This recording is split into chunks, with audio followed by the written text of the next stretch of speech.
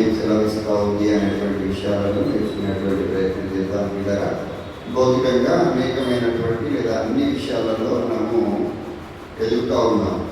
భౌతికంగా అనేకమైనటువంటి అభివృద్ధిని సాధిస్తూ ఉన్నాం. మన జీవితాలను కూడా మనం పరిశీలించి చూస్తే భౌతికపరమైనటువంటి విధానం అంతా కూడా అభివృద్ధి చెందుతూ ఉన్నాం. అన్ని రకాలు ఆర్థికంగా కావచ్చు, లేదా మనకు ఉన్నటువంటి జ్ఞానపరంగా కావచ్చు, అన్ని రకాలుగా అభివృద్ధి చెందుతూ ఉన్నాం. దేవుడు కోరుకుంటూ ఉన్నటువంటి అభివృద్ధి, లోకానుసారమైన భౌతికపరమైన అభివృద్ధిని దేవుడు ఎక్కడ కూడా ఆయన కోరుకోవట్లేదు. అలాగని దాన్ని ఏమి దేవుడు డిస్కరేజ్ కూడా చేయలేనటువంటి పరిస్థితి కనబడుతూ ఉంది. కానీ దేవుడు ప్రాముఖ్యంగా క్రైస్తవుడి నుండి, క్రైస్తవ విశ్వాసం నుండి కోరుకునేది ఏంటి అంటే ఆత్మీయ అభివృద్ధి దేవుడు కోరుకుంటాము. ఆత్మీయంగా మనం ఎదగాలని దేవుడు ఆశిస్తుంటా ఉన్నాం. దాన్ని బట్టి మనం ఆలోచించి చూస్తే ప్రియమైనటువంటి వాళ్ళ పరిశుద్ధ గ్రంథం అంతా కూడా మనం పరిశోధించి చూస్తే ప్రాముఖ్యంగా కొత్త నిబంధనలో ఉన్నటువంటి విషయాలన్నింటినీ కూడా మనం పరిశీలించి చూస్తే కొత్త నిబంధన కాలంలో అనేకమైనటువంటి పత్రికలు రాయబడ్డాయి. కొత్త నిబంధన సంఘానికి అపోస్తలుడైనటువంటి పౌలు చాలా పత్రికలు రాసినట్టుగా మనం చూస్తాం. దగ్గర 14 పత్రికలు ఆయన రాసినట్టుగా చూస్తాం. ఆయన సంఘానికి రాశారు, వ్యక్తిగతమైనటువంటి పత్రికలు కూడా రాశారు. దేనికోటి పత్రికలు రాసింది అంటే సంఘము క్షేమాభివృద్ధి చెందడానికి, అంటే క్షేమాభివృద్ధి అంటే ఆత్మీయంగా అభివృద్ధి చెందడానికి, ఆధ్యాత్మికమైనటువంటి అభివృద్ధి చెందడానికి ఆయన పత్రికలు రాశారు. అదే రీతిగా వ్యక్తిగతమైనటువంటి పత్రికలు రాశారు. ఆ వ్యక్తులు అంటే ఆ నాయకుల పత్రికలు రాశారు. ఆ నాయకుల విధానం ఏ విధంగా ఉండాలి, సంఘాన్ని ఏ విధంగా ఉన్నతమైనటువంటి ఆత్మీయ అభివృద్ధిలోనికి నడపడానికి నాయకుల యొక్క బాధ్యత ఏదైతుంది అనేటువంటి విషయాలు తెలియపరచడానికి పత్రికలు రాసినట్టుగా మనం చూస్తాం.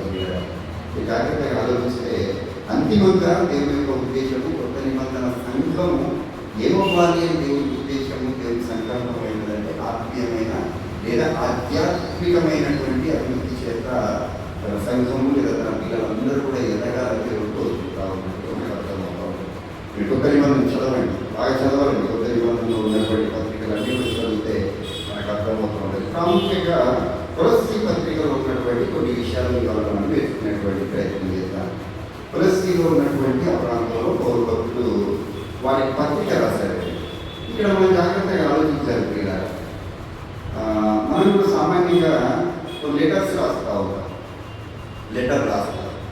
ఎగ్జాంపుల్ మనం చదువుకునేటువంటి రోజులను మనం జ్ఞాపకం చేసుకుంటే మనం స్కూల్ ప్రిన్సిపాల్తో, క్లాస్ టీచర్తో లెటర్ రాశాము.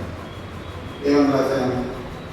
ఐఎమ్ సఫరింగ్ ఫ్రమ్ ఫీవర్, నేను జ్వరంతో బాధపడుతూ ఉన్నాను కాబట్టి నాకు 2 రోజులు ఏం కావాలి, సెలవు కావాలి. రెస్పెక్టెడ్గా ఆయన సంబోధిస్తూ గౌరవిస్తూ ఆయనకు అర్థమయ్యేటువంటి వీటిలో ఏం చేసినాం మనం ఆయన లెటర్ రాస్తాం. అది ఆయనకు అర్థమైంది. అది ఆయనకు అర్థమై మనకి ఏం చేశాడు, ఆయన లీవ్ గ్రాంట్ చేశాడు. అంటే ఒక లెటర్ రాయడం వెనక ఉద్దేశం అర్థం కావాలి. ఫస్ట్ అర్థమవుతుందా? ఎవరికి రాశాడు ఆయన? క్లాస్ టీచర్కి రాశాడు. క్లాస్ టీచర్కి ఏమర్థమైంది? ఇతని ఉద్దేశం అర్థమైంది. ఇతను ఎందుకు రాశాడు ఈ లెటర్ అంటే దేని కొరకు? అయ్యా నా ఆరోగ్యం బాగాలేదు, నాకు జ్వరం వస్తా ఉంది, నేను స్కూల్కి రాలేకపోతా ఉన్నా, నాకు 2 రోజులు లీవ్ కావాలి. ఇది ఉద్దేశం. ఈ ఉద్దేశం ఎవరికి అర్థమైంది? క్లాస్ టీచర్కి అర్థమైంది. ఏం చేశాడు? లీవ్ గ్రాంట్ చేశాడు. ఈ పత్రిక రాస్తూ ఉన్నాడు పౌరు భక్తులు. ఏం చేస్తూ ఉన్నాడు? పత్రిక రాస్తూ ఉన్నాడు. అంటే ఒక లెటర్ రాస్తూ ఉన్నాడు. ఎవరికి రాశాడు ఇది? కొలస్సీలో ఉన్నటువంటి స్థానిక క్రీస్తు సంఘానికి రాస్తూ ఉన్నారు. ఆ క్రీస్తు సంఘం వారికి రాస్తూ దాంట్లో మనకు సంబంధించినటువంటి అనేకమైనటువంటి విషయాలను ఆయన చర్చించినట్టుగా మనం చూస్తాం. ఆ పత్రిక ద్వారా కొలస్సీలకు పత్రిక రాస్తూ అదేంటి రాబోయేటువంటి క్రీస్తు సంఘాలన్నీ కూడా ఆ విధంగా ఉండాలి అనేటువంటి విధానాన్ని ఆయన బయలుపరిచినట్టుగా మనం. ఇప్పుడు ఎవరికి అర్థం కావాలి పత్రిక? ఎవరికి రాశాడు ఆయన? కొలస్సీలో ఉన్న సంఘానికి, తద్వారా మనకు. అంటే ఇప్పుడు ఏమర్థం కావాలి? మనకు అర్థం కావాలి. పౌలు యొక్క ఉద్దేశం ఏంటో మనకు అర్థం కావాలి. ఆ పత్రిక ఎందుకు రాశాడు, ఆయన ఉద్దేశం ఏంటి, పౌరు భక్తుల యొక్క ఉద్దేశం ఏంటి అనేది ఎవరికి అర్థం కావాలని మనకు అర్థం అవుతే అప్పుడు దాని సారాంశం ఏదైతే ఉందో మనకు ఖచ్చితంగా మనకు అది అవగాహన అయ్యేటువంటి పరిస్థితి ఏర్పడుతుంది. ఇప్పుడు జాగ్రత్తగా ఆలోచిద్దాం. కొలస్సీ పత్రికను పౌరు భక్తులు రాశాడు అనుకుంటా ఉన్నాం. దేని కొరకు రాశాడో మనకు తెలియాలి. దేని కొరకు రాశాడు అని అంటే మొదటి అధ్యాయం అని జాగ్రత్తగా పరిశీలిస్తే యేసుక్రీస్తు వారి యొక్క అస్తిత్వాన్ని లేదా యేసుక్రీస్తు వారి యొక్క గొప్పతనాన్ని ప్రపంచానికి చాటి చెప్పడానికి మొదట ఆ లేఖలు రాశాడండి. అందుకే మీరు 15-16 వచనాలలో చూస్తే యేసుక్రీస్తు వారి యొక్క గొప్పతనాన్ని అంతటి కూడా ఆయన అక్కడ చర్చించినట్టుగా మనం చూస్తాం. ఆయన అంటూ ఉంటాడు, ఒకసారి చదవండి. ఆయన ఎవరండి? అదృశ్య దేవుని స్వరూపి అయి సర్వ సృష్టికి ఆది సంభూతుడై ఉండేను అని చెప్తా ఉన్నాడు. ఎలయనగా ఆకాశమందున్నవి భూమి అందున్నవి దృశ్యమైనవి కానీ అదృశ్యమైనవి కానీ సింహాసనములైనను ప్రభుత్వములైనను ప్రధానులైనను అధికారములైనను సర్వమును ఆయన యందు సృజింపబడెను. సర్వమును ఆయన ద్వారాను ఆయనను బట్టి సృజింపబడెను. ఆయన అన్నిటికంటే ముందుగా ఉన్నవాడు. ఆయనే సంస్థమునకు ఆధారభూతుడు. యేసుక్రీస్తు వారి యొక్క గొప్పతనాన్ని తెలియజేస్తారు. ఎందుకు ఈ పరిస్థితి వచ్చింది? యేసుక్రీస్తు వారి యొక్క గొప్పతనాన్ని తెలియజేయాల్సిన పరిస్థితి ఎందుకు వచ్చింది అని అంటే, అప్పటికే సంఘంలో దొంగ బోధకులు లేదా అబద్ధ బోధకులు సంఘంలోనికి చొరబడి సత్యాన్ని అసత్యంగా మార్చివేస్తూ ఉన్నారు అనేటువంటి విషయం పౌరపత్రిక అర్థమైంది. అంటే యేసుక్రీస్తు వారి యొక్క గొప్పతనాన్ని వాళ్ళు ఏం చేస్తూ ఉన్నారంటే తగ్గించి వేస్తూ ఉన్నటువంటి పరిస్థితి, లేదా ఆయన మహిమను తగ్గించి వేస్తూ ఉన్నటువంటి పరిస్థితి ఆ కాలంలోనే అబద్ధ బోధకుల ద్వారా అది ప్రబలుతూ ఉన్నటువంటి పరిస్థితి కనబడేది పౌరపత్రిక. దాన్ని కోట్ చేస్తూ ఆయన యేసుక్రీస్తు అంటే సామాన్యుడు కాదు, ఆయన ఏదో ప్రవక్త అనుకుంటా ఉన్నారు మీరు, ఆయన ఏదో భూమి మీద శరీరధారిగా ఈ లోకానికి వచ్చిన స్థితినే చూస్తూ ఉన్నారు. ఆయన మొదటి స్థితి ఆయన ఏ విధంగా ఉన్నాడని చెబుతూ ఆయన గొప్పతనాన్ని తెలియపరుస్తూ అక్కడ స్థానిక సంఘాన్ని బలపరచడానికి స్థిరపరచడానికి ఎప్పుడైతే సత్యబోధ జరుగుతూ ఉన్నప్పుడు, నిజాన్ని మనం వింటూ ఉన్నప్పుడు ఒక అబద్ధ బోధ కూడా మనకు వినబడుతున్నటువంటి పరిస్థితిలో ఏమైపోతామంటే మనం ఖచ్చితంగా కన్ఫ్యూజ్ అవుతాము. అంతేనా? రెండు రకాలైనటువంటి మాటలు వినబడతా ఉన్నప్పుడు ఏమవుతాం? ఖచ్చితంగా కన్ఫ్యూజ్ అవుతాం. ఎటువైపు వెళ్ళాలో తెలుసుకోలేనటువంటి పరిస్థితిలో ఉంటాం.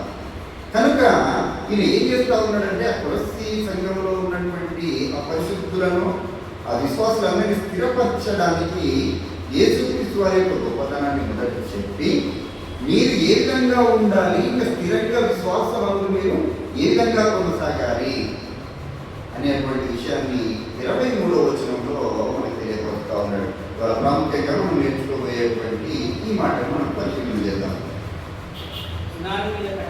పునాది మీద కట్టబడిన వారే స్థిరముగా ఉండి మీరు విన్నట్టు ఆకాశము క్రిందనున్న సమస్త సృష్టికి ప్రకటింపబడినట్టు ఈ సువార్త వలన కలుగు నిరీక్షణను తొలగిపోక విశ్వాసమందు నిలిచి ఉండిన ఎడల అది మీకు కలుగును. జాగ్రత్తగా ఆలోచిద్దాం. ఇప్పుడు సంఘానికి రాసినటువంటి, క్రైస్తవులను ఉద్దేశించి రాసినటువంటి ఆ మాట ఏమంటా ఉన్నాడు? పునాది మీద కట్టబడిన వారై. ఎక్కడ కట్టబడతా ఉన్నాము? ఎవరి క్రైస్తవ జీవితము? బేస్ ఏంటి క్రైస్తవ జీవితానికి? పునాది ఏంటి? ఫౌండేషన్ ఏంటి? ఫౌండర్ ఎవరు? ఏంటంటే ఎవరండి? క్రీస్తు. యేసుక్రీస్తు ప్రభు వారు పునాది ఉన్నాడు అంటే ఫౌండర్. ఫౌండేషన్ వేసింది ఎవరు? పునాది అంటే ఫౌండింగ్, అంతేనా? ఫౌండర్. పునాది వేసిన వారు ఎవరంట? యేసు. ఈ పునాది మీద కట్టబడిన వారే అని అంటూ ఉన్నాడు. ఈ పునాది యేసుక్రీస్తు వారే అనడానికి కూడా అనేకమైనటువంటి లేఖన భాగాలు మనకు రుజువుగా ఉన్నాయి. కొరింథీయులకు రాసినటువంటి మొదటి పత్రిక 3వ అధ్యాయము 11వ వచనాన్ని మనం చూస్తే పిల్లరా, వేయబడినది తప్ప మరి ఒక పునాది ఎవడును వేయనేరడు అని అంటూ ఉన్నాడండి. ఏంటంటే ఈ పునాది? ఆ పునాది యేసుక్రీస్తే. అది వేయబడినటువంటి పునాది. ఆ పునాది తప్ప ఇంకా వేరొక పునాదిని ఎవ్వడు కూడా వేయలేరు అని చెప్తా ఉన్నాడు. ఇక్కడ జాగ్రత్తగా ఆలోచిస్తే పునాది అంటే ఏంటి? ఫౌండర్. ఇంగ్లీష్లో ఫౌండర్ వచ్చా, పునాది వేసిన కానీ ఫౌండర్. ఇలా మనం చాలా సంఘాలలో చూస్తూ ఉన్నాం. మీ సంఘానికి ఫౌండర్ ఎవరు అంటారు? లేదా ఫౌండర్ మా సంఘానికి ఆయన అని చెప్తా ఉన్నారు, మనుషుల పేరు చెప్తా ఉన్నారు. అంటే వారి పునాది ఎవరి మీద బేస్ అయి ఉంది? మనుష్యులను ఆధారం చేసుకొని లేదా మనుషుల యొక్క విశ్వాసంలో ఆధారం చేసుకొని వారి జీవితాలు కష్టపడతా ఉన్నాయి. కానీ ఇక్కడ పౌరభక్తులు చెప్తా ఉన్నటువంటి పునాది ఏంటి? ఇది క్రీస్తు. ఈ పునాది ఏంటంట? క్రీస్తు. అది వేయబడిన పునాది ఎవరి చేత వేయబడ్డది? అపోస్తలుల చేత, ప్రవక్తల చేత ఆ పునాది ఏం చేయబడ్డదట? వేయబడ్డది. వేయబడినటువంటి పునాది తప్ప వేరొక పునాది వేయనేరుడు అని చెప్తా ఉంటే, గ్రంథమేమో ఎవడు వేయనేరుడు అని చెప్తా ఉంటే వాళ్ళ అనేకులు గ్రంథానికి వ్యతిరేకంగా, దేవునికి వ్యతిరేకంగా, వాక్యానికి వ్యతిరేకంగా, పరిశుద్ధాత్మకు వ్యతిరేకంగా, యేసుక్రీస్తుకు వ్యతిరేకంగా ఏం చేస్తూ ఉన్నారంటే మేము ఫౌండర్లం అని చెప్పుకుంటా ఉన్నటువంటి పరిస్థితి కనబడుతూ ఉంది. పిల్లరా, మీరు ఆలోచించారు. విద్యులైనటువంటి ప్రజలారా, మీరు ఆలోచించవలసినటువంటి అవసరం ఉన్నది. జాగ్రత్తగా లేఖనాన్ని మనం కోట్ చేసుకుంటూ ముందరికి వెళ్ళినట్లయితే మనకందరికీ తెలుసు, మత్తయి సువార్త 7వ అధ్యాయంలో ఉన్నటువంటి ఇద్దరు వ్యక్తులను ఇక్కడ మనకు దేవుడు పరిచయం చేశాడు. ఎవరట? ఒక ఆయన బుద్ధి కలిగిన ఆయన, ఇంకొక ఆయన బుద్ధిహీనుడు లేదా బుద్ధి లేనటువంటి ఆయన. బుద్ధి కలిగిన ఆయన ఏం చేశాడు? బండ మీద ఇల్లు కట్టుకున్నాడు. పునాది ఏంటంటే ఆయన పునాది బండ మీద కట్టబడింది అని అంటా ఉన్నాడు. ఆ ఇల్లు బండ మీద కట్టబడింది కాబట్టి అది నిలబడ్డది. ఇంకొక ఎక్కడ కట్టారట? ఇసుక మీద కట్టారు. ఇసుక మీద కట్టారంటే ఇక మ్యాన్ మేడ్ డాక్టరింగ్ లేదా మనుషులు ఫౌండర్గా ఉన్నటువంటి ఆ సంఘాలు ఏదైతే ఉన్నాయో అవన్నీ కూడా దేని మీద కట్టబడతా ఉన్నాయి? ఇసుక మీద. అవి ఎప్పటికీ ఏమైపోతాయంటే ఖచ్చితంగా కూలిపోతాయి అని చెప్తా ఉన్నాడు. వర్షాలు వచ్చాయి, వరదలు వచ్చాయి, మంటలు వచ్చాయి, వర్షాలు వచ్చాయి, వరదలు వచ్చాయి, వానలు వచ్చినప్పుడు అది ఏమైందట? అది కొట్టుకొని పోయింది. ఏది నిలబడేదట? స్థిరంగా ఏది ఉన్నది అని అంటే బుద్ధిమంతుడైనటువంటి వాడు వేసినటువంటి బండ మీద వేసి పునాది బండ మీద ఆ పునాది మీద కట్టబడినటువంటి ఆ కట్టడం ఏదైతే ఉందో అది నిలబడి. ఇది మన ఆత్మీయ జీవితాలకు అన్వయించుకుంటే, ఇది మన ఆత్మీయ జీవితాలకు అందుకే పునాది మీద కట్టబడిన వారు అంటే నిజమైనటువంటి పునాది మీద ఎవరైతే కట్టబడతా ఉన్నారో, నిజమైనటువంటి క్రీస్తు అనే ఆ బండ పైన ఇంకో ప్రాముఖ్యమైనటువంటి విషయాన్ని మీరు జ్ఞాపకం చేసుకోవాలి. పునాది క్రీస్తే, మూల రాయి కూడా క్రీస్తే అని రాయబడ్డదండి. పునాది తీసిన తర్వాత మూల రాయి చాలా ప్రాముఖ్యమైనది. మనం ఇల్లు కడుతూ ఉన్నటువంటి బిల్డింగ్ నిర్మాణం చేస్తూ ఉన్నటువంటి సమయంలో పునాది తీసిన తర్వాత మూలరాయి చాలా ప్రాముఖ్యమైనదిగా కనబడుతూ ఉన్నాయి. ఆ మూలరాయి కూడా ఏమంట? క్రీస్తే అంటూ ఉన్నాయి. అంటే వేయబడిన పునాది కానీ వేయబడిన మూలరాయి కానీ క్రీస్తు తప్ప వేరే ఒకటి ఏది కూడా లేదు. ఎవరు వేయలేరు. ఒకవేళ వాడు వేసినా అది నిలబడేటువంటి పరిస్థితి ఉంటుంది. అది స్థిరము కాదు అని అంటూ ఉన్నాడండి. అందుకే పునాది మీద కట్టబడిన వారే అంటే స్థిరముగా ఉండి జాగ్రత్తగా స్థిరముగా ఉండాలి అని అంటూ ఉన్నాడు. మొదటి పునాది మీద కట్టబడిన వారై మీరు స్థిరంగా ఉండాలి అని చెప్తా ఉన్నాడు. స్థిరత్వం కావాలి. ఇప్పుడు సంపూర్ణమైనటువంటి విశ్వాసం కావాలి. పరిపూర్ణమైనటువంటి విశ్వాసం చేత క్రైస్తవ జీవితాలను ఏం చేసుకోవాలి అంటే మీరు స్థిరపరచుకోవాలి. అటు ఇటు తొలగిపోవడానికి కానీ అటు ఇటు దారి తప్పిపోవడానికి ఏమాత్రం కూడా అవకాశం ఇవ్వకుండా మీరు పునాది మీద కట్టబడిన వారే స్థిరంగా ఉండి అని అంటూ ఉన్నాడు. ప్రేమైనటువంటి వారు అర్థమవుతుంది. ఎట్లా ఉండాలంటే మొదట పునాది మీద కట్టబడాలి. మన విశ్వాసంలో స్థిరముగా మనం ఉండాలి. ఈ ఎట్లా స్థిరంగా ఉంటాం? చదవండి. మీరు విన్నట్టు ఆకాశం కింద ఉన్న సమస్త భూమికి సమస్త సృష్టికి ప్రకటింపబడినట్టు జాగ్రత్తగా. ఇప్పుడు మనము పునాది మీద మొదట కట్టబడడానికి ఏంటండి? ఏం విన్నాం? ఏం విన్నామంటే సువార్త. అంతేనా? అంతే కదా. మనకు ప్రకటింపబడినదట. మీకు ప్రకటింపబడినట్టు సర్వ సృష్టికి ఏమవుతుంది? ఇప్పుడు ప్రకటింపబడతాం. అంటే ఎవరైతే సువార్త వింటా ఉన్నారు. అందుకే మనకి తెలిసినటువంటి వచనమే అది. వినుట వలన విశ్వాసము అని అంటా ఉన్నాడు. రోమిలకు రాసిన పత్రిక 10:17 చెప్తా ఉన్నాడు. వినుట వలన విశ్వాసం. అది ఎవరిని కూర్చి? అగో మూలరాయి అయినటువంటి పునాది అయినటువంటి ఆ క్రీస్తును కూర్చి. వినుట వలన ఏమొస్తుందట? విశ్వాసము కలుగుతుంది అని. క్రీస్తును కూర్చిన మాట వలన. నీలో విశ్వాసము ఎవరి ద్వారా కలుగుతా ఉంది అంటే క్రీస్తును కూర్చినటువంటి మాట వలన. ఇక లోకంలో ఉన్నటువంటి ఏ మాటల వలన కానీ, లోకంలో చెప్పేటువంటి కల్పన కథల వల్ల కానీ, లోకంలో ఉన్నటువంటి చమత్కారమైనటువంటి మాటల వలన కానీ, లోకంలో ఉన్నటువంటి వినసొంపైనటువంటి మాటల గారడి వల్ల నీలో నాలో విశ్వాసము కలగదు. ఎవరి వల్ల కలుగుతుందట? ఎవరి వలన? క్రీస్తును కూర్చిన మాట వలన మీలో విశ్వాసం కలుగుతుంది. ఆ విశ్వాసం మీరు ఎట్లా ఉండాలి? స్థిరులై ఉండాలి అని అంటా ఉన్నాడండి. స్థిరులై ఉండాలి అని అంటా ఉన్నాడు. ఆ కంటిన్యూ చదివితే ఎవరైతే ఆ విశ్వాసంలోనికి వచ్చారో వారు ఏం కలిగి ఉన్నారంటే ఇప్పుడు నిరీక్షణ కలిగి ఉన్నారు అని చెప్తా ఉన్నాడు. నిరీక్షణ నుండి తొలగిపోక,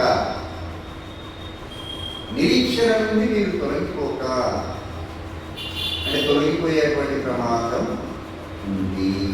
అంతేనా? తొలగిపోయేటువంటి ప్రమాదం. దేవాల గురించి ఒకసారి ఆలోచన చేద్దాం. ఏమైనా ఆయన విశ్వాసం నుండి ఏమైపోయాడు? ఆయన తొలగిపోయాడు. ఎక్కడ కలిసిపోయాడు? ఆయన లోకంలో కలిసిపోయాడు. ఎవరితో ఉన్నాడు? పౌలుతో ఉన్నటువంటి ఆయన. సాక్షాత్తు పౌలుతో. పౌలు అంటే ఆషామాషి నీ లెక్క నా లెక్క కాదు. పౌలు అంటే ఏమని స్టేట్మెంట్ ఇచ్చింది పౌలు? నేను క్రీస్తును పోలి నడిచినట్టు మీరు నన్ను పోలి నడుచుకోండి అని స్టేట్మెంట్ ఇచ్చినటువంటి పౌలు భక్తులతో ఉన్నటువంటి ప్రేమ లోకాన్ని స్నేహించి ఏమైపోయాడు? దేవునికి దూరస్తుడిగా అయిపోయాడు. లేదా తన విశ్వాసం నుండి నిరీక్షణ నుండి ఆయన ఏమైపోయాడు? తొలగిపోయాడు. ఇవాళ మన విశ్వాసంలో నుండి మనం తొలగిపోవడానికి కూడా లోకంలో అనేకమైనటువంటి కారణాలు మనకు కనబడతా ఉన్నాయి. అనేకమైనటువంటి సందర్భాలలో మన విశ్వాస జీవితంలో నుండి మనం దిగజారిపోయేటువంటి పరిస్థితి కనబడతా ఉన్నాయి.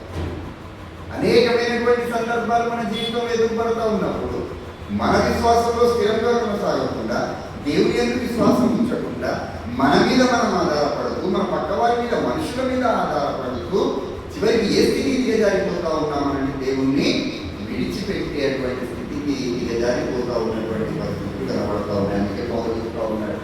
అందుకే పౌలు అంటా ఉన్నాడు, మీరు నిరీక్షణ నుండి తొలగిపోక. అంతేనండి. నిరీక్షణ గురించి కొద్దిగా సహోదరులు మాట్లాడినట్టున్నారు. చక్కటి విషయాలు నేర్పించారు. నిరీక్షణ, పరీక్ష, ఓర్పు నిరీక్షణ కలిగజేస్తుంది. విషయాలు ఇక్కడ ఈ నిరీక్షణ ఎప్పటి వరకు క్రైస్తవుల యొక్క నిరీక్షణ? ప్రభు రాకడ వరకు, లేదా మనము పోయేంత వరకు. అందుకే అంటారు అంతం వరకు సహించిన వాడే రక్షింపబడును. అర్థమవుతా ఉందంటే ఎక్కడి వరకట? అంతం వరకు, నీ జీవిత అంతం వరకు, లేదా ప్రభు వారి రెండో రాకడ వరకు కూడా ఎట్లా ఉండాలంటే నిరీక్షణలో తొలగిపోకుండా ఉండాలి అని చెప్తా ఉన్నాడు. ఈ నిరీక్షణ నుండి తొలగిపోకుండా ఉండడానికి నిరీక్షణ అనే పదాన్ని అక్కడ 1వ అధ్యాయంలో 3 సార్లు ప్రస్తావించాడు పౌలు భక్తుడు. 1వ అధ్యాయంలో ఆయన 3 సార్లు ఆ పదాన్ని వాడినట్టే చూస్తాం. చేసినటువంటి వాదాలు అంటే ఏదైతే ఇవాళ నిరీక్షణ కలిగి జీవిస్తూ ఉన్నామో ఆ నిరీక్షణ నుండి ఎట్టి పరిస్థితులలో కూడా మనము తొలగిపోక, అంతేనా? తొలగిపోకుండా ఉండడానికి ఏం చేయాలనేదే వాళ్ళ ప్రశ్న. మన లేఖన సారాంశం ఏంటి? తొలగిపోవద్దు, స్థిరంగా ఉండాలి. పునాది మీద కట్టబడిన వారే మీరు స్థిరంగా ఉండాలి అని అంటే నిరీక్షణ నుండి, లేదా విశ్వాసం నుండి, లేదా దేవుని దగ్గర నుండి మీరు తొలగిపోకుండా ఉండాలి అని అంటే ప్రాముఖ్యంగా ఒక 5 విషయాలను మనం చూసేటువంటి ప్రయత్నం చేద్దాం.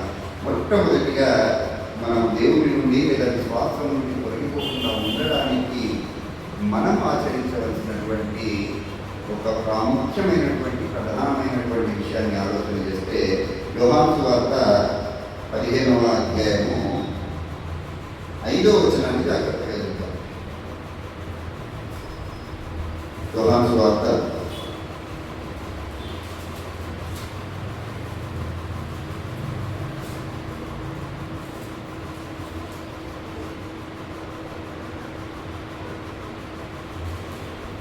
15వ అధ్యాయం 5వ వచనం.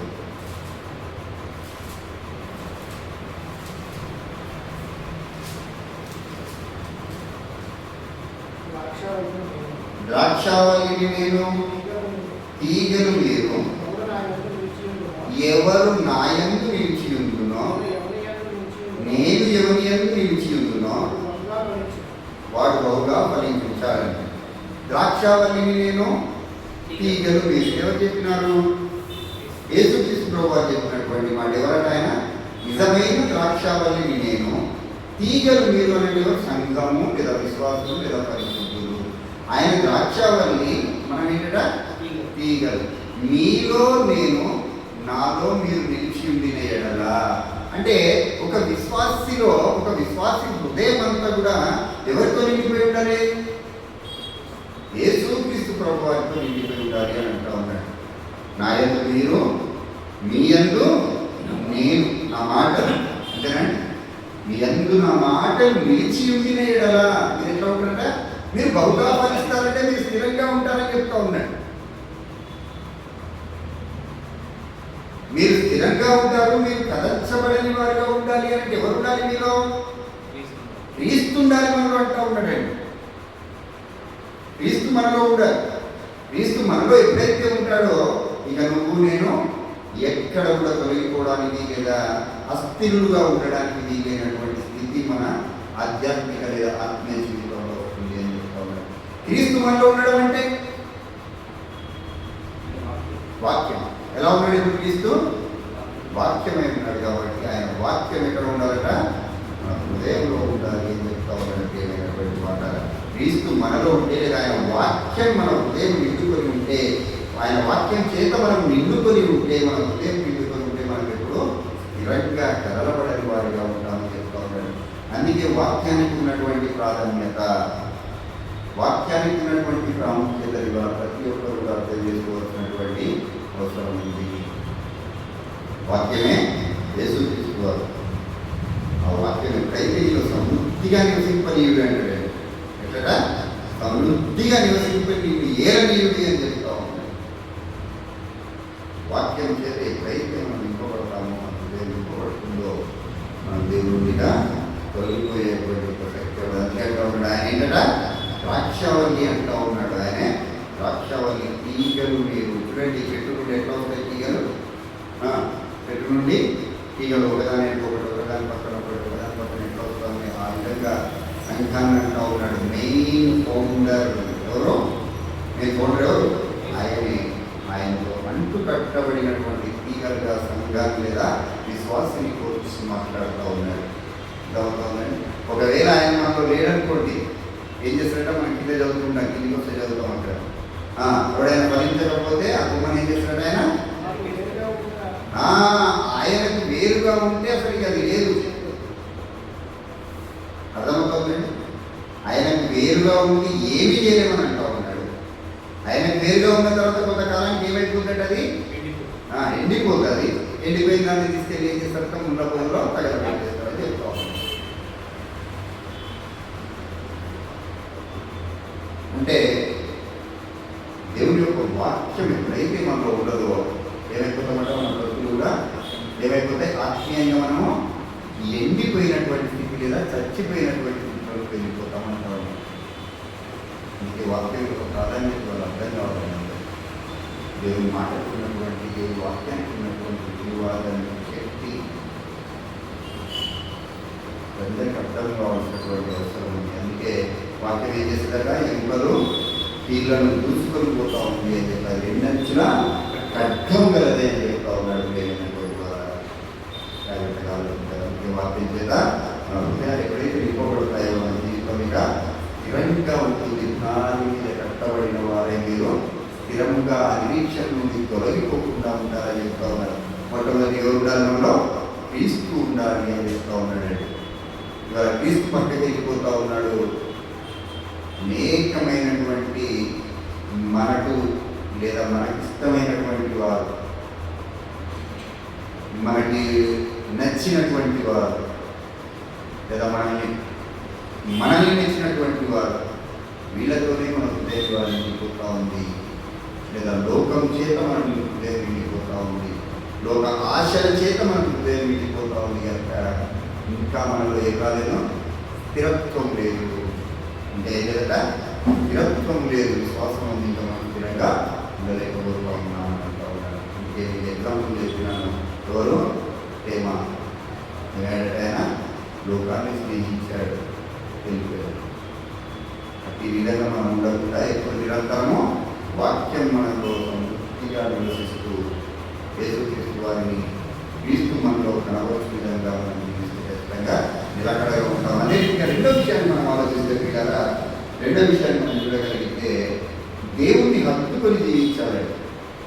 మనం స్థిరంగా ఉండాలి అని అంటే ఎట్లా? దేవుణ్ణి హత్తుకొని జీవించాలి. భార్యాభర్తలు హత్తుకొని జీవిస్తూ ఉన్నట్టుగా, తల్లిదండ్రులు పిల్లల్ని హత్తుకొని జీవిస్తూ ఉన్నట్టుగా, స్నేహితురాలను హత్తుకొని జీవిస్తూ ఉన్నట్టుగా మనం ఎవరిని హత్తుకొని జీవించాలా?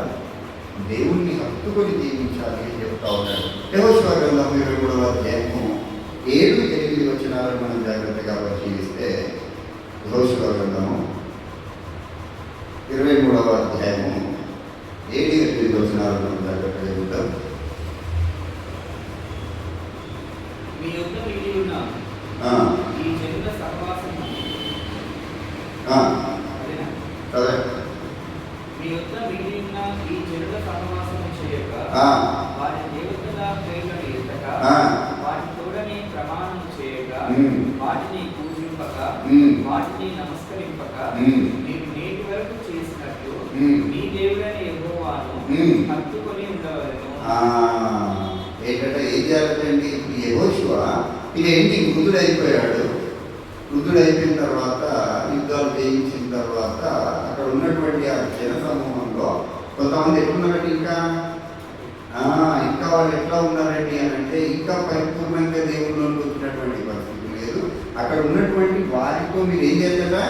మీరు సహవాసం చేయక, వారి విగ్రహములకు నమస్కరించక, వాటి పేరు ఎత్తక, వాటి మీద ప్రమాణము చేయక, ఇంకా వాటిని పూజింపక, మీరు యెహోవాని విధమైనటువంటి సర్వశక్తిమైనటువంటి సజీవుడైనటువంటి యెహోవాని ఏం చేయాలంటే మీరు హత్తుకొని ఉండాలి అని చెప్తా ఉన్నాడు. ఇక్కడ రెండు విషయాలు మనకు అర్థం కావాలంటే కదా, హత్తుకొని ఉండడం అని అంటే మొట్టమొదటిగా ఏంటంటే మనలో ఉన్నటువంటి లేదా మన పక్కన ఉన్నటువంటి ప్రాచీన స్వభావాన్ని అంతటి కూడా ఏం చేయాలి? విడిచిపెట్టాలి అని చెప్తా ఉన్నాడు. అంతేనండి. మనం గతంలో ఎట్లా ఉన్నాం? ఆ విధానాలన్నీ కూడా అవలంబించిన వారిగా ఉన్నాం. అవి విడిచిపెడితే, వాటిని విడిచిపెడితే మనం ఎవరిని హత్తుకుంటాం? అప్పుడు దేవుణ్ణి హత్తుకునే వారిగా ఉంటాం.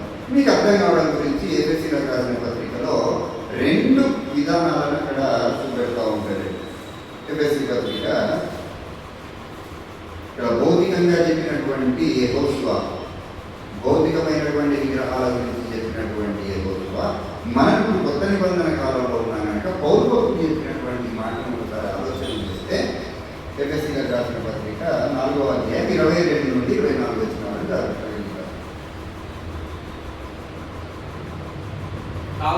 కావున మునుపటి ప్రవర్తన విషయంలోనైతే మోసకరమైన దురాశల వలన చెడిపోవు జాగ్రత్తగా చూడండి. ఇప్పుడు దేవుణ్ణి హత్తుకొని జీవించాలి అని చెప్తా ఉన్నాం. అంతేనండి. మేము స్థిరంగా ఉండాలంటే, కదర్చబడకుండా ఉండాలి అని అంటే, పునాది మీద మనం కట్టబడిన వారమై ఉండాలి అని అంటే దేవుణ్ణి హత్తుకొని ఉండాలి. దేవుణ్ణి హత్తుకొని ఉండడం అని అంటే మన ప్రాచీన స్వభావాన్ని ఏం చేయాలట? వదులుకోవాలి. ఇదండి దేవుణ్ణి హత్తుకొని ఉండడం అంటే. ప్రాచీన స్వభావాన్ని ఏం చేయాలి? విడిచిపెట్టాలి. ప్రాచీన స్వభావము విడిచిపెడితేనే దేవుణ్ణి హత్తుకొని ఉంటావు, స్థిరంగా ఉంటావు. నిజంగా మనం విడిచిపెడతా ఉన్నామా? ప్రాచీన స్వభావాన్ని విడిచిపెడతా ఉన్నామా అంటే విడిచిపెట్టలేకుండా ఉన్నాం. అనేక సందర్భాలలో అది మనకు తెలియకుండానే ఏమవుతా ఉంది? బయటికి వస్తూ ఉన్నటువంటి పరిస్థితి కనబడతా ఉంది. తెలిసి బయటికి వస్తూ ఉంది, తెలియక బయటికి వస్తూ ఉంది. మన ప్రాచీన స్వభావం అంతా కూడా దేవుడు విడిచాలని కోరుతా ఉన్నాడు. విడిచిపెట్టారు. విడిచిపెట్టకపోతే దేవునికి దగ్గరగానే దేవుడిని హత్తుకొని జీవించలేవు అని చెప్తా ఉన్నాడు. అనేక సందర్భాలలో ప్రాచీన స్వభావం బయటపడతా ఉన్నాడు. ఏంటంటే ఆ స్వభావాన్ని దేనితో పోల్చేది? అది మోస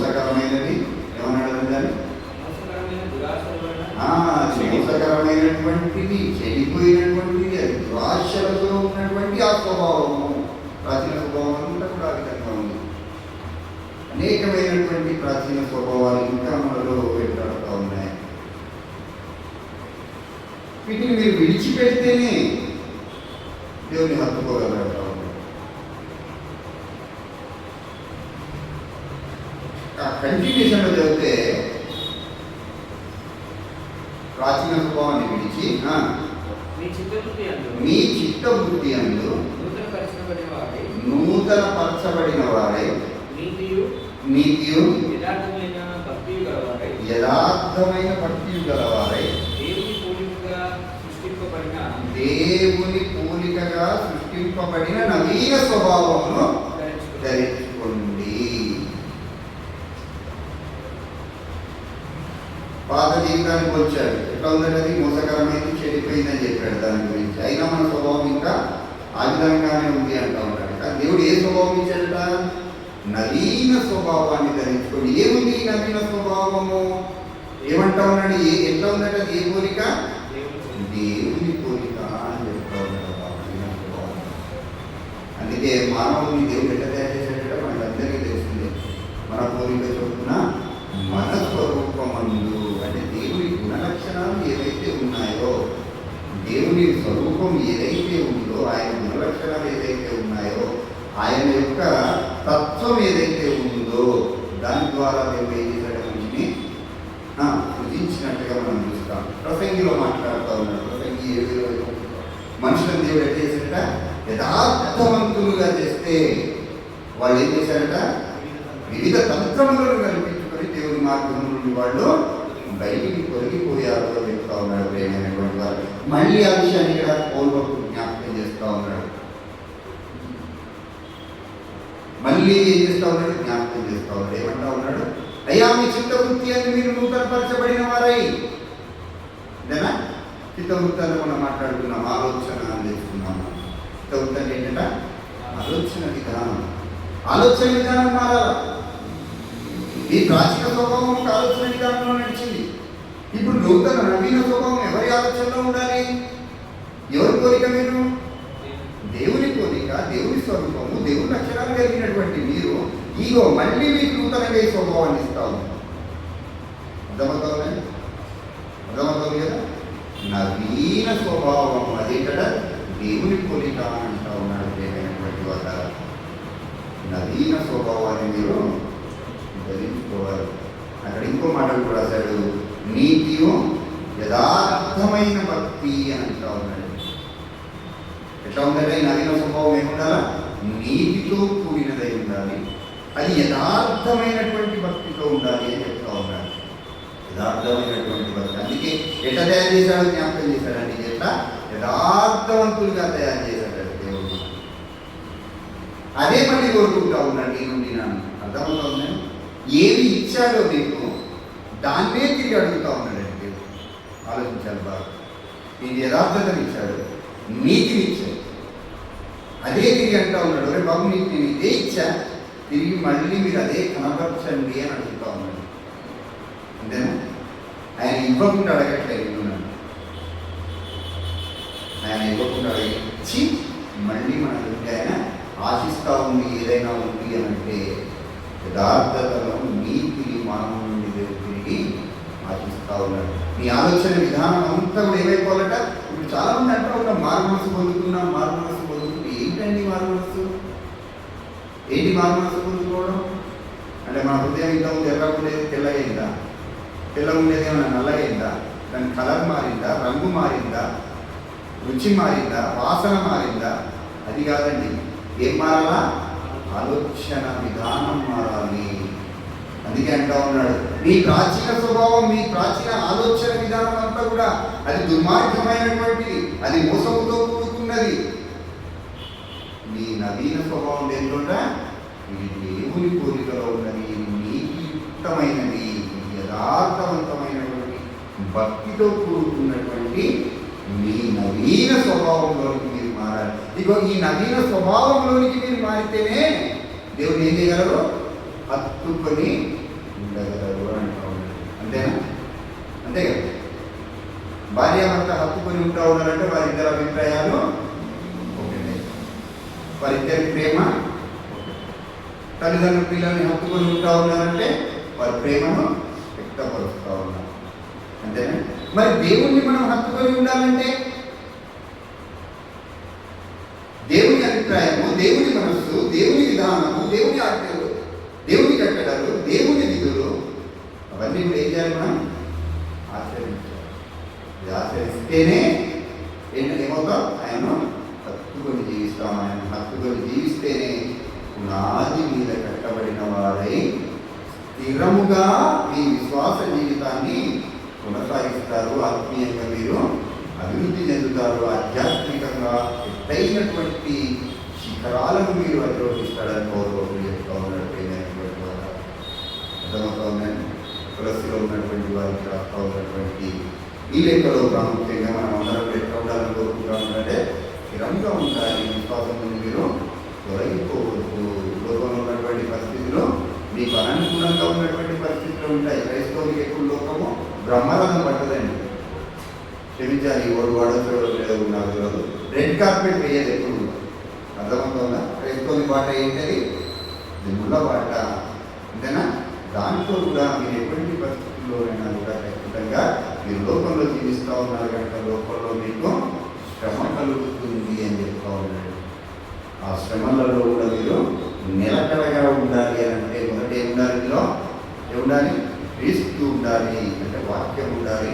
రెండోది మీరు దేవుణ్ణి హత్తుకొని ఉండాలంటే మీ ప్రాచీన స్వభావాన్ని పూర్తిగా విడిచిపెట్టేసి నవీన స్వభావాన్ని దేవుడు ఏదైతే ఆయన పూర్తికలు వచ్చాడో ఆ స్వభావాన్ని మీరు ధరించుకొని ఉండాలి అని చెప్తా ఉన్నాడు. అదే రీతిగా మనం చూస్తే మూడో విషయాన్ని ఆలోచిస్తే ప్రేమైనటువంటి వాళ్ళారా, మూడో విషయాలు యోగు గ్రంథము 11వ అధ్యాయము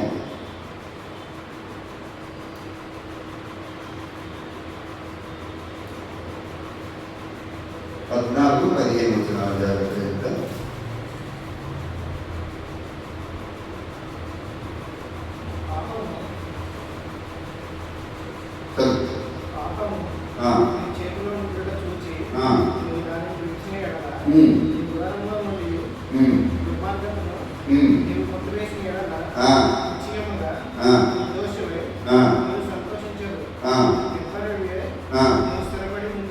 ఏంటండి? నిర్భయుడవై నీవు స్థిరపడి ఉండేదవు. ఎప్పుడు? పాపము నువ్వు కొట్టివేసిన ఎడల, నీ గుడారంలో నుండి దుర్మార్గతను నీవు కొట్టివేసిన ఎడల. పైన వాడాడు పాపం అని అంటా ఉన్నాడు. పాపం నీ చేతిలో నుండుడే కూర్చుని దాన్ని విడిచిన ఎడల అంటా ఉన్నాడు. అంటే ఇక్కడ సులువైపోయింది వాళ్ళ పాపం అనేది. పాపం చేయడం ఏమైపోయింది? చాలా సులువుగా చేస్తూ ఉన్నాం. అంటే మన చేతికి అన్ని నన్ను దగ్గరలో ఉండిపోయిందంట పాపం. ఎక్కడికి వచ్చింది పాపము? మన చేతికి అందేటువంటి స్థితిలోనికి పాపం వచ్చేసింది అని అంటా ఉన్నాడు. పాపం నీ చేతిలో నుండి దాన్ని విడిచిపెట్టి అని అంటా ఉన్నాడు. నీ గుడారంలో నుండి దాన్ని కొట్టివేయమని చెప్తా ఉన్నాడు. అప్పుడు నువ్వు ఎట్లా ఉంటావుట? నిర్భయుడవై నువ్వు సంతోషిస్తూ ఉంటాడు. ఆ తర్వాత నువ్వు స్థిరుడమై ఉంటావని చెప్తా ఉన్నాడు. ప్రేమైనటువంటి వాళ్ళ దేవుళ్ళు స్థిరంగా ఉండాలంటే, విశ్వాసంలో మనం స్థిరులుగా ఉండాలి అని అంటే, స్థిరపడాలి అని అంటే పాపాన్ని విడిచిపెట్టాలి అని చెప్తా ఉన్నాడు. క్రైస్తవులు అంటే పాపాన్ని విడిచిపెట్టిన వారు. అంతేనా? జనరల్ ఉన్న డెఫినేషన్ అదే కదా. క్రైస్తవులు అంటే ఎవరు? పాపాన్ని విడిచి పరిశుద్ధతలోనికి వచ్చిన వారు. అంతకుముందు పాపం అనే సాధారణ అధికారంలో ఉండి క్రైస్తవులు ఏమైపోయారంటే దేవుని అధికారంలో అంటే పాపాన్ని విడిచిపెట్టారు, పరిశుద్ధతలోనికి వచ్చారు అని చెప్తా ఉన్నాను.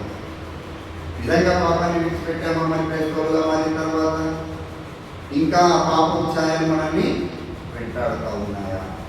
ఆలోచిస్తే దీని గుడారాన్ని, అక్కడ వాడబడినటువంటి గుడారానికి 2 అర్థాలను మనం తీసుకొచ్చాము. ఒకటి, మనం నివాసం ఉంటున్నటువంటి మన గృహము, దాని గుడారంతో గ్రంథం వచ్చింది. అదే రీతిగా మన దేహాన్ని కూడా ఏమని కూర్చాడనంటే కొరంతిలో నేనేమన్నాడు? ఏమన్నాడంటే గుడారం అన్నాడు. ఏమన్నాడు? దీన్ని గుడారం అని పిలిచాడు. కొరంతిలో రాసినటువంటి 2వ పత్రిక 5వ అధ్యాయంలో మొదటి 4-5 వచనాలలో మనకు స్పష్టంగా ఆ విషయం ఇక్కడ అర్థమవుతుంది. మొదటి వచనాన్ని చూద్దాం.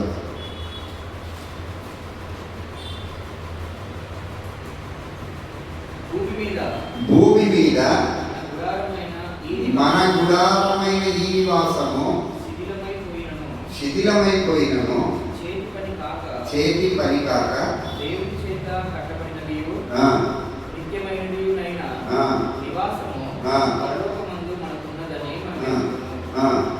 మనము దిగంబరులము కాక వస్త్రము ధరించుకున్న వారుగా కనబడుదుము. కాబట్టి పరలోకం నుండి వచ్చు మన నివాసము దీనిపైన ధరించుకున్న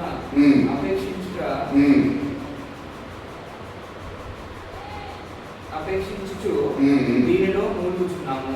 దేనిలో మూలుగుచున్నామట అంటే దేని గురించి చెప్తా ఉన్నాడు ఇప్పుడు? భూమి మీద ఉన్న మన గుడారం అంటే మన దేహాన్ని శరీరాన్ని గురించి అక్కడ చెప్తా ఉన్నటువంటి విషయం మనకు అర్థమవుతాం. నీ గుడారంలో నుండి దుర్మార్గతను నీవు కొట్టివేసిన ఎడలా, అర్థమవుతుంది. దుర్మార్గత అంటే పాపం. దుర్మార్గత అంటే పాపం.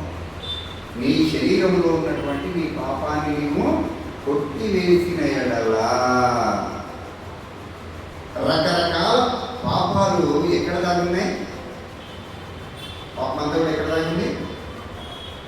శరీరంలో. అంతేనా? శరీరంలో నిత్యమైనటువంటి వాళ్ళు కన్నులతో పాపం చేస్తూ ఉన్నాం, అర్థమవుతుంది. కన్నులతో పాపం చేస్తూ ఉన్నాం, నోటి ద్వారా పాపం చేస్తూ ఉన్నాం, అంతేనా? మన చేతులతో పాపం చేస్తూ ఉన్నాం, పాపం చేయడానికి మన కాళ్ళు పరిగెడతా ఉన్నాయి, అంతేనా? పాపం చేస్తేనే సంతోషం అని అనుకుంటా ఉన్నాం. కానీ గ్రంథం ఏం చెప్తా ఉన్నానంటే పాపాన్ని విడిస్తే నువ్వు ఎట్లా ఉంటావట?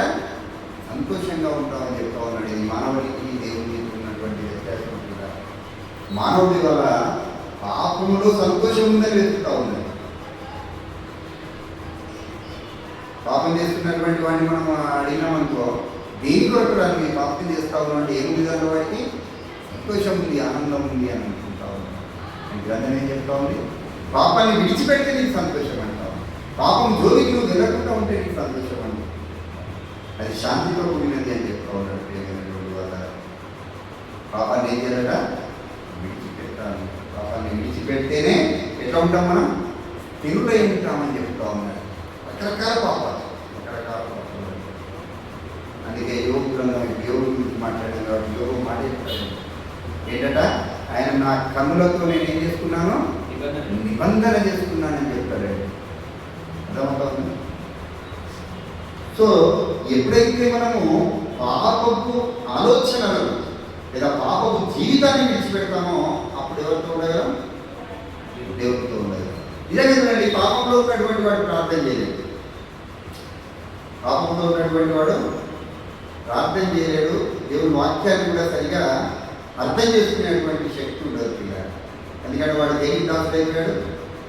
పాపానికి, సాతానికి దాసుడు అయిపోయాడు, అంతేనా?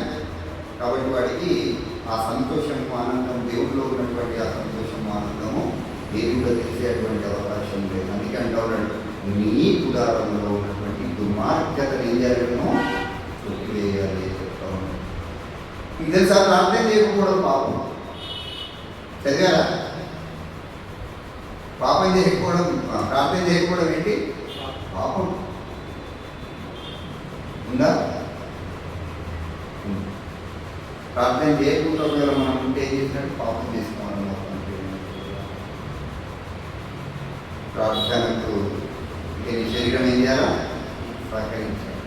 ఆత్మసిద్ధమే కానీ శరీరం ఏంటట? బలహీనం అంటారు.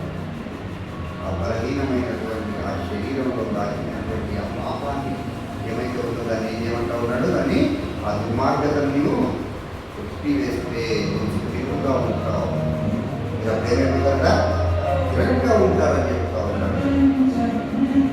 పాపం చేయడానికి అరువు చేస్తూ ఉన్నటువంటి పరిస్థితి యవనస్తుడైనటువంటి యోసేపు ప్రతి సందర్భంలో మనం జ్ఞాపకం చేసుకుంటాం. ఏం చేశాడు? ఆ శరీరాన్ని ఏం చేశాడు? తన గుడారంలో ఉన్నటువంటి ఆ దుర్మార్గతను ఆయన ఏం చేశాడంటే కుట్టివేశాడు. పాపానికైనా బానిసై, పాపానికైనా లొంగిపోతుంది. అదే శరీరం దేవుడికి నటించాడు, అంతేనా? యోసేపు కంటే ఏమన్నా ఆయనకి ఏమన్నా అతీతంగా ఉన్నాడా? మనకంటే ఏమన్నా అతీతంగా ఉన్నాయా? అతీతమైనటువంటి శక్తులు ఏమైనా ఇచ్చాడా? లేదు. కానీ ఏమి ఇచ్చాడు? ఏముంది ఆయనలో? ఎందుకు ఉండగలిగాడంటే ఎవరున్నారు ఆయనలో? వాక్యం ఉంది. అందుకే చెప్తా ఉన్నాడు, అయ్యా ఇంత దుర్మార్గమైనటువంటి క్రియలు నా దేవునికి వ్యతిరేకంగా నేను ఏ విధంగా చేయగలను అంటాం. దాంతో నిలకడగా ఉన్నాడు. విశ్వాసం ఎట్లా ఉన్నాడు? ఆయన నిలకడగా ఉన్నాడు. అంటే దేవుని వాక్యంతో ఆయన హృదయం అంతా కూడా నింపబడి ఉంది. దేవుణ్ణి హత్తుకొని ఉన్నాడు కాబట్టి ఆయన పాపము చేయలేదు. ఆ శరీరంతో ఆయన ఏం చేయలేదట? పాపము చేయలేదు. దేవుడు ఆధారం అంటే 3 విషయాలు మనం ఇప్పుడు జాగ్రత్తగా ఆలోచించినాం. ఏంటి? మొట్టమొదటిగా దేవుళ్ళు అంటే క్రీస్తు మనలో ఉండాలి, మనం క్రీస్తులో ఉండాలని నేర్చుకున్నాం. రెండవది దేవుని హత్తుకొని ఉండాలి. దేవుని హత్తుకొని ఉండడం అంటే మన ప్రాచీన స్వభావాన్ని విడిచిపెట్టడం, నూతన స్వభావాన్ని ధరించుకోవడం. మూడవదిగా పాపాన్ని విడిచిపెట్టాలి అని చెప్తా ఉన్నాడు. అదే రీతిగా మనం ఆలోచిస్తే 4 విషయాలు కింద అంతేనా? 4 విషయాన్ని మనం చూసి ఆలోచన చేద్దాం. వినరా? 4 విషయంలో అపవాదిని ఎదిరించాలి. 4 విషయం ఏంటంటే స్థిరంగా మనం ఉండాలంటే అపవాదిని ఎదిరించాలి. యాకోబు పత్రికలో చెప్పారు కదా, అపవాదిని ఎదిరించుడి, దేవునికి మీరు లోబడి ఉండి అపవాదిని ఎదిరించుడి. దేవునికి లోబడి ఉండండి, అపవాదిని ఎదిరించండి అని చెప్తా ఉన్నాడు. అపవాది అనేకమైనటువంటి కుతంత్రాల చేత ఆదాను ఏ విధంగా మోసం చేశాడు? తన కీర్తి చేత అవన్నీ ఏం చేశాడట? మోసపరిచాడు. ఇది నిజమేనా? ఈ పండు తినొద్దని చెప్పాడా? ఈ పండు తింటే చాలే చావరా? ఎవరు చెప్పారు? అంటే అపవాది ఏం చేస్తూ ఉన్నాడు? మోసపరుస్తూ ఉన్నాడు. మన విశ్వాస జీవితాన్ని ఏం చేయాలని చూస్తూ ఉన్నాడు? చెరిపి వేయాలని చూస్తూ ఉన్నాడు. ఆదిలో ఏమైతే అవమా అపవాది యొక్క కుతంత్రానికి కీర్తులకు పడిపోయినట్టుగా చూస్తూ ఉన్నాడు. ఇక అక్కడి నుండి అపవాది ఏం చేస్తూ ఉన్నాడంటే ఎవరిని నిందుతున్నా అని వాడు ఏం చేస్తూ ఉన్నాడంట? గర్జించు సింహం వలె వాడు లోకంలో తిరుగుతూ ఉన్నటువంటి పరిస్థితిని మనం చూస్తూ ఉన్నాం. అపవాదిని మనం ఏం చేయాలి? ఇప్పుడు తిరుగుతూ ఉన్నటువంటి గర్జించు సింహం వలె తిరుగుతూ ఉన్నటువంటి అపవాదిని నువ్వు ఎదిరించాలి అని చెప్తా ఉన్నాడు. ఎదిరించాలి అని చెప్తా ఉన్నాడు. యోబు ఎదిరించాడు. అంతేనా? ఏం చేస్తా ఉన్నాడంటే అపవాది అటు ఇటు తిరుగుతూ ఉన్నాడు. ఏం పని లేకుండా అటు ఇటు తిరుగులాడుతూ ఉన్నాడు. దేవుడి దగ్గరికి వచ్చాడు, దేవుడి దగ్గరికి వచ్చాడు. సభ జరుగుతూ ఉన్నది, సభ దగ్గరికి వచ్చి చెప్తా ఉన్నాడు. అపవాది మాట్లాడుతూ ఉన్నాడు. ఏం ఇక్కడ ఉన్నామంటే ఏం పని లేక అటు ఇటు తిరుగుతూ ఉన్నాడు అపవాది చెప్తా ఉన్నాడు. ఒక రాజుడు భక్తుడైనటువంటి యోగుడు, ఆయన యథార్థవంతుడు, నీతివంతుడు, న్యాయవంతుడైనటువంటి నా కుమారుడైనటువంటి యోగుని చూసావా అని చెప్తా ఉన్నాడు. యోగు తరపున దేవుడు ఎదిరించాడు. అపవాది దేవుడు ఎదిరించాడు. ఎన్ని రకాల ఇబ్బంది పెట్టింది అపవాది? ఎన్ని రకాలుగా ఇబ్బంది పెట్టాలో ఒక మనిషిని ఎన్ని రకాలుగా ఇబ్బంది, ఎంత శోధన అనుభవించాలో అంత శోధన. కానీ అపవాదికైనా లొంగిపోలేదు. ఏమైందా? దాన్ని ఎదిరించాడు. అపవాది ఏమైపోయింది? పారిపోయింది. అపవాది ఏమైపోయింది? ఎదిరిస్తే ఏమవుతుందని పారిపోయింది. యోగుకున్నటువంటి శక్తి వాళ్ళు నాకు దేవుడు కోరుకుంటా ఉన్నాడు. అపవాదిని ఎదిరించండి, దేవునికి లోబడి ఉండండి. ఎప్పుడైతే దేవుడి మాటకు ఆయన ఆజ్ఞలకు ఆయన మనం లోబడి ఉంటామో అపవాదిని ఏం చేయగలుగుతాం? ఎదిరించగలుగుతాం. ఏదైనటువంటి వాడు వేస్తూ ఉన్నటువంటి పన్నాగాలను, వాడు చేస్తూ ఉన్నటువంటి కుయుక్తిని, వాడు చేస్తూ ఉన్నటువంటి గాలిని, వాడు చేస్తూ ఉన్నటువంటి చమత్కారంగా కనిపించినటువంటి కథలను మనం ఏం చేయాలంట? ఎదిరించాలి అని చెప్తా ఉన్నాడు. ఎప్పుడైతే అపవాదిని ఎదిరిస్తామో ఎవరితో ఉంటామో దేవుడితో స్థిరంగా ఉండేటువంటి పరిస్థితి ఉంటుంది. అపవాదిని ఎదిరించడం వల్ల యోగు ఏమైపోయాడండి అంటే అనేకమైనటువంటి ఆశీర్వాదాలు పొందుతున్నట్టుగా మనం చూస్తాం. అంతకుముందు తను కోల్పోయిన దానికంటే 2 ఆశీర్వాదాన్ని యోగు దేవుడు ఇచ్చినట్టుగా మనం చూస్తాం. నీ జీవితంలో, నా జీవితంలో కూడా అపవాదిని ఎదిరిస్తే దేవునితో మనం హత్తుకొని దేవునితో మనం స్థిరంగా ఉంటే మనం ఊహించినటువంటి ఆశీర్వాదాలు దేవుడిని పొందుకోగలిగినటువంటి వారు అవుతారు. ప్రత్యేకంగా మనం చూస్తూ ఉన్నాం. జీవితంలో జరిగినటువంటి విషయాలు మనం మాట్లాడుకుంటూ ఉన్నాం. నాలుగో విషయం ఏంటంటే అంటే అపవాదిని ఎదిరించాలి అనేటువంటి విషయాన్ని మనం జ్ఞాపకం చేసుకుంటా ఉన్నాం. అప్పుడే మన దేవుడు స్థిరంగా ఉండగలుగుతాం. అదే రీతిగా ఐదో విషయాన్ని మనం చూడగలిగితే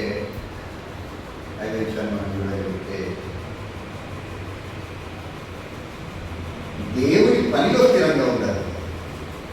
కొరింథీయులకు రాసినటువంటి మొదటి పత్రిక 15వ అధ్యాయము 55వ వచనం చదివాము.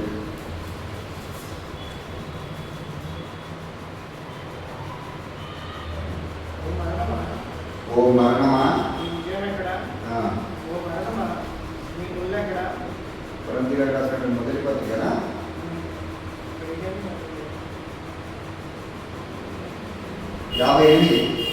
58 చెప్పినా సారీ అండి. కాగా మీ ప్రయాస ప్రభువునందు వ్యక్తం కాదని ఎరిగి స్థిరులను కదలని వారును ప్రభువు కార్యాభివృద్ధి అందు ఎప్పటికీ ఆసక్తులైంది. ఏం చెప్తా ఉన్నాడు అని అంటే దేవుని యొక్క పనిలో మీరు నిమగ్నమై ఉండిపోవాలని చెప్తా ఉన్నాడు. దాని భావం మీరు ఆత్మీయంగా అభివృద్ధి చెందాలి అంటే ఆధ్యాత్మికమైనటువంటి మీ జీవితం ఉన్నతమైనటువంటి స్థితిలో ఉండాలి అంటే, లేదా మీరు దేవుల్లో బలంగా స్థిరంగా ఉండాలి అంటే పునాది మీద కట్టబడిన వారై ఉన్నట్టుగా ఉండాలి అంటే, నిజమైనటువంటి పునాది యేసుక్రీస్తు వారి మీద మీరు కట్టబడిన వారై, ఆ బండ మీద కట్టబడిన వారై నిరీక్షణ నుండి తొలగిపోకుండా ఉండాలి అని అంటే ఏం చేయాలి అంటే మీరు ఏం చేయాలి? దేవుని పనిలో నిమగ్నమైపోవాలి అని చెప్తా ఉన్నాడు. ప్రభువునందు మీ ప్రయాస వ్యర్థం కాదని ఎరిగి స్థిరులను కదర్చబడని వారునై ప్రభు కార్యాభివృద్ధి అందు ఆసక్తులై ఉండండి. అర్థమవుతుంది ఏంటి దీని భావం అంటే దేవుని పనిలో మీరు ఉండాలి అని చెప్తారు. ఎప్పుడు తెలుసా మనకు కదా చెడు ఆలోచనలు లేదా దేవునికి దూరం అయిపోయేటువంటి పరిస్థితి ఎప్పుడు వస్తుందంటే, నాకు తెలిసినంత వరకు నేను చూసినంత వరకు ఎప్పుడైతే ఒంటరిగా మనం ఉంటామో ఎప్పుడైతే ఉంటామో అప్పుడు రకరకాల లేకపోతే ఆలోచనలు వచ్చి డిస్టర్బ్ చేసేటువంటి పరిస్థితి ఉంటుంది. ఆ సమయం కొరకు ఎదురు చూస్తూ ఉంటుంది అప్పవాడు.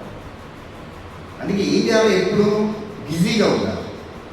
ఎప్పుడు ఎట్లా బిజీగా ఉండాలట? ప్రభువు కార్యాభివృద్ధినందు దేవుని పనిలో రకరకాలు ఉన్నాయండి. దేవుని పరిచర్యలు రకరకాలుగా కనబడతా ఉన్నాయి. ఏకరకాలైనటువంటి పరిచర్యలు కనబడతా ఉంటాయి. స్థానిక సంఘంలో పరిచర్యలు ఉన్నాయి, మనం బయటికి వెళ్తే పరిచర్యలు ఉన్నాయి. అర్థమవుతుంది. ఎప్పుడైతే ఆ ప్రభు పరిచర్యలో మనం ఉంటామో, దేవుని పరిచర్యకు మనం సమయాన్ని వెచ్చిస్తూ ఉంటామో, దేవుని బిడ్డలతో సహవాసం కలిగి ఉంటా ఉన్నామో, పరిచర్య అంటే ఎవరితో సహవాసం ఉంటుంది? దేవుని బిడ్డలతో సహవాసం. అప్పుడు ఒంటరిగా ఉండేటువంటి అవకాశం తక్కువ. ఎప్పుడైతే నువ్వు సహవాసంలో ఉంటా ఉన్నావో, దేవుని పిల్లలతో ఆ దేవుని పరిచర్యలో ఉంటా ఉన్నావో, అప్పుడు నువ్వు స్థిరంగా దేవుల్లో నిలబడగలవు. ఎన్ని రకాల పరిచర్యలు అండి చూస్తూ ఉంటాం. ఉదయకాలం మనకు ప్రార్థన పెట్టుకుంటే ప్రార్థనకు వచ్చేసరికి ఏం చేయాలి? వచ్చి మందిరాన్ని అంతా కూడా మందిర ఆవరణాలను మందిరాన్ని అంతా కూడా శుభ్రం చేయాలా, చేపలు వేయాలా, ఈ ఏర్పాట్లు అన్నీ చేయాలా, కరెంట్ తీసుకోవాలా, వాటర్ తీసుకోవాలి. ఇదంతా కూడా ఏంటిది? ఈ పరిచయం ఏంటి? ప్రభు పని. ఏంటిదంతా కూడా ప్రభు పని, ప్రభు కార్యాభివృద్ధి. దాని కార్యాన్ని అభివృద్ధి చేయాలి మీరు అని అంటా ఉన్నారు. ప్రభు పనులలో మీరు ఏమవ్వాలి? అభివృద్ధిని సంతరించుకోవాలి. అంతేనా? అభివృద్ధి చెందాలి. ఎక్కడ వేసినా గుంపేరు అక్కడ లెక్క కాదని క్రైస్తవ జీవితం అంటే దినదినము పరిచయాలు అభివృద్ధి పొందాలి, నువ్వు ఆత్మీయతలు అభివృద్ధి చెందాలి. ఇదే దేవుడు కోరుకుంటా ఉంది. పరిచర్యకి ఏ రకమైనటువంటి ఆటంకాలు లేకుండా పరిచర్యను కొనసాగించాలని చెప్తా ఉంది. అనేకమైనటువంటి పరిచర్యలు. అందుకే స్పిరిచువల్ వారి లోపల ఉన్నప్పుడు అన్నాడు, నేను పరిచారము చేయించుకోవడానికి రాలేదు, దేనికి వచ్చాడట? చేయడానికి వచ్చానని చెప్తా ఉన్నాడు. ఇవాళ అనేకలు ఏం చేస్తూ ఉన్నారు? పరిచారం చేయించుకునేటువంటి స్థితిలోనే ఉంటారు, కానీ పరిచారం చేయడానికి వారు ముందుకు ఆలోచించారు. పరిచారం చేయాలి అని చెప్తా ఉన్నాడు. ఖచ్చితంగా దేవుడి పని ఏదైనా మనం దేవుడు ఇచ్చినటువంటి ఏ తలాంతునైనా దేవుడితో ఏం చేయాలి? మనం ఖచ్చితంగా వాడాలి. కొందరికి వాక్యం చెప్పే కళాన్ని ఇచ్చాడు దేవుడు, కొందరికి పాటలు పాడేటువంటి మంచి స్వరాలను ఇచ్చాడు దేవుడు, కొందరికి అనేకులను పోగు చేసేటువంటి కళాన్ని ఇచ్చాడు. అటువంటి ప్రతి తలాంతును కూడా దేవుని కొరకు మనము వాడగలగాలి. అప్పుడు ఏమవుతామనంటే మనం దేవుల్లో స్థిరంగా ఉండగలుగుతామని చెప్తామన్నటువంటి వాళ్ళ వార్త ప్రకటించాలి. వార్త ప్రకటించడానికి అలాంటి విషయాలను ప్రయత్నం చేయాలి. దేవుని పని అంటే వార్త ప్రకటించాలి. అనేక సువార్త వరకు సువార్తగా మారిపోయారు.